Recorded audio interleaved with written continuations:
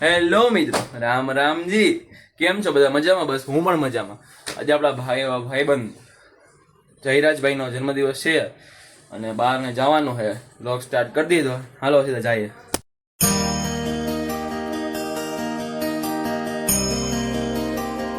વરસાદના વાતાવરણમાં આપણે આવી ગયા છીએ ઇન્દ્રેશ્વર મહાદેવના દર્શન કરવા માટે. આપણી સાથે જયરાજભાઈ. જય શ્રી રામ ભાઈ. હેપી બર્થડે ભાઈ. થેન્ક યુ ભાઈ. આજે ભાઈનો બર્થડે છે, બધા કોમેન્ટમાં લખી નાખજો. ને આપણે આવી ગયા છીએ મહાદેવના દર્શન કરવા. અત્યારે હરિયાળી એક નંબર છે અને ધીમે ધીમે વરસાદ ચાલુ થઈ ગયો. આવી રહ્યા આપણે અને બહુ મસ્ત નજારો છે ભાઈ. ભાઈ એક નંબર.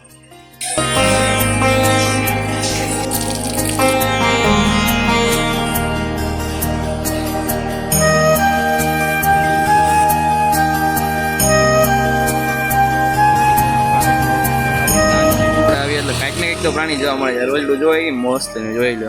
અમે આમ આવતા હતા પાછા અને રોજડું આવી ગયું એક નંબર. પછી જોવે છે. હેલો, કેમ છો? મજામાં? જવાબ મજા.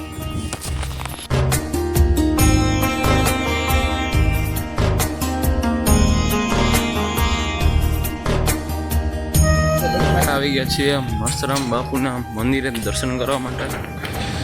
હાલો જાય પહોંચી જાય કરે. હાલો ભાઈ, જય શ્રી રામ ભાઈ. મળીએ બપોર પછી. હા, સાંજે મિત્ર એક સરપ્રાઈઝ છે મસ્તી. હાલો જાય.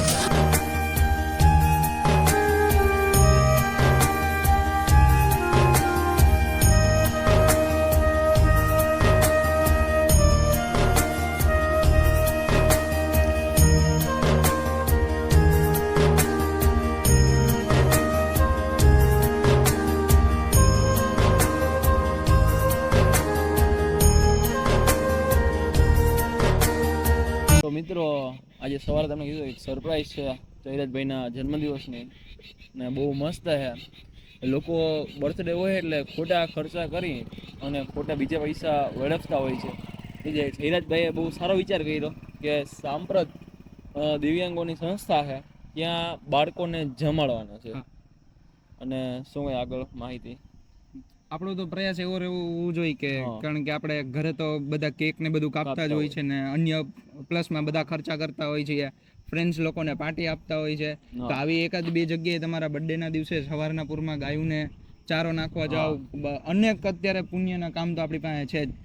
એટલે આપણે આજે આવ્યા છીએ દિવ્યાંગ સંસ્થામાં અને વિજાપુર જ આવેલી છે ને રોડ કાંઠે જ છે, અંદર ગામમાં પણ નથી જવાનું આપણે. તો ચાલો તમને આગળ બતાવીએ. ચાલો.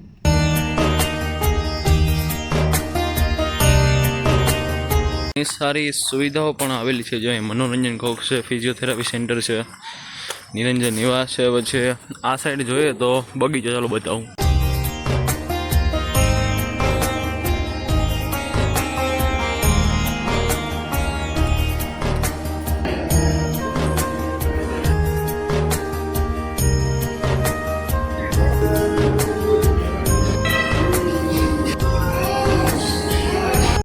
બહાર આવતા જો આ સાઈડ મનોરંજન કક્ષ છે, આ બાજુ ફિઝિયોથેરાપી સેન્ટર છે, પછી ઓલી સાઈડ મેડિકલ સેન્ટર આવેલો છે.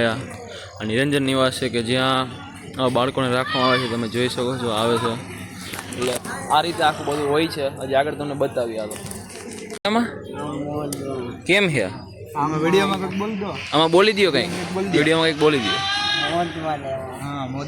ધીમે આવી રહ્યા છે લાઈનમાં ને બધા શીખવા જેવું છે. અત્યારે હાજરા માણસ એકબીજાની મદદ ના કરતા હોય, જો બધા એકબીજાની મદદ કરીને એકબીજા સાથે આવતા હોય છે.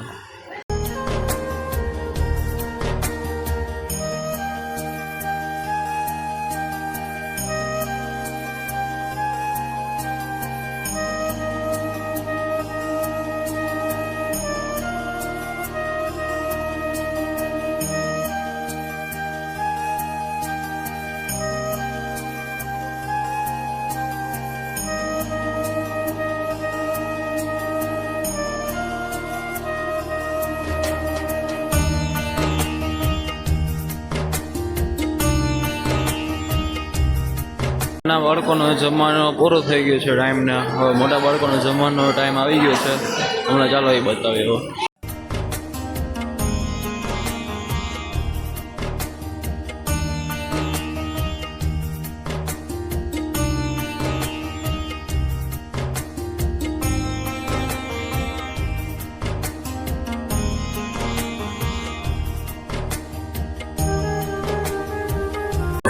જમવાનું આવી ગયું છે અને હવે સાંજે જમી લઈએ ભાઈ. રેડી હા.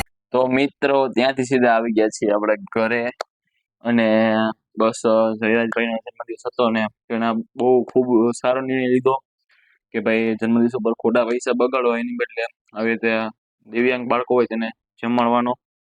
અને ત્યાં તમને લાગતું છે કે આ વિડીયો બહુ વિગતવાર નથી બનાવેલો. એનો આખો દિવસનો આપણે એક મસ્ત એવો સારો કમ્પ્લીટ એક વિડીયો બનાવશું કે જેમાં બધી ડિટેલ્સ હશે ત્યાંની. અને ત્યાં એવું હોય છે અડધી કલાક પહેલા નાના બાળકોને જમાડવામાં આવે છે, તેની અડધી કલાક પછી મોટા બાળકો એને જમાડવામાં આવે છે વારા ફરતી વારા. તેનો આખો ફૂલ ડિટેલમાં વિડીયો ટૂંક જ સમયમાં આવી જશે. એટલે અત્યારે ફૂલ ડિટેલ બહુ આપેલી નથી. અને વિજાપુર આવેલો છે જે આશ્રમ, તેનો આપણે વિડીયો લાવશું, તે જોવાનું ભૂલતા નહીં. તો મળીએ મિત્રો નેક્સ્ટ વિડીયોમાં. જો વિડીયો સારો લાગ્યો હોય લાઈક કરી દેજો, શેર કરી દેજો, ચેનલ પર જો નવા હોય સબસ્ક્રાઇબ કરી દેજો. હમણાં નેક્સ્ટ વિડીયોમાં બધાને અમારા જય શ્રી રામ, હર હર મહાદેવ.